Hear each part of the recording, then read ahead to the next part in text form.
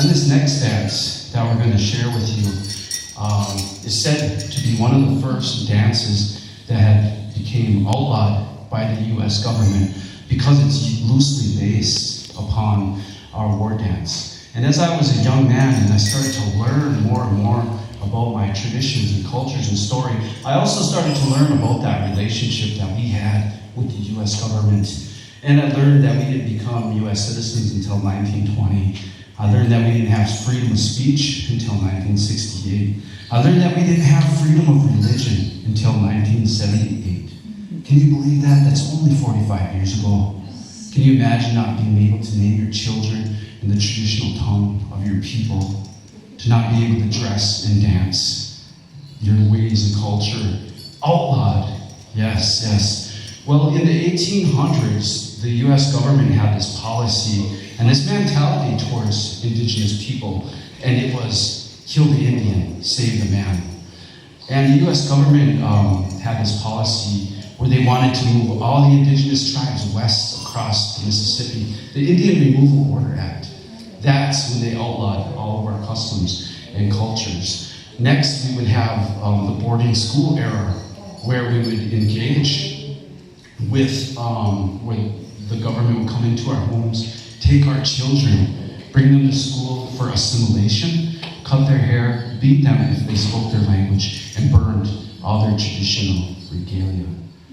It was a very tough time for us as we continued on this relationship with the US government, a very misunderstood culture that we had. This next dance is a dance that celebrates our spirit on our resiliency and on our reclaiming. We had to set down many things along our path in order to survive that time.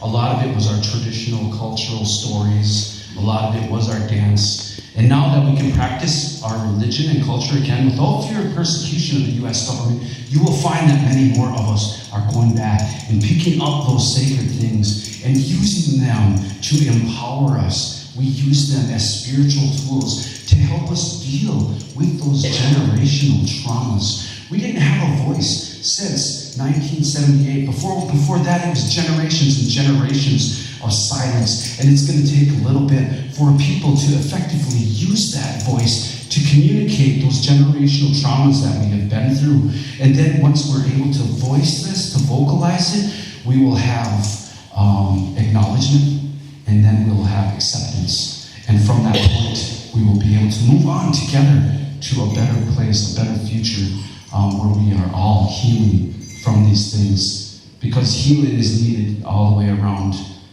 Those traumatic experiences happened to the loser as well as the victor. So there is the healing that needs to be had here. This next dance is said to have been outlawed because it's loosely based on our war dance. And as they dance around, you will see them mimic some of those movements that they had done in battle. A long time ago, they would place a pole in the center of the village, and they would dance around it, proudly displaying their moves. Yes, we gain spiritual energy, healing energy from our dance. Ladies and gentlemen, I proudly present to you this dance, the duck and dive. Oh, gee, gooch.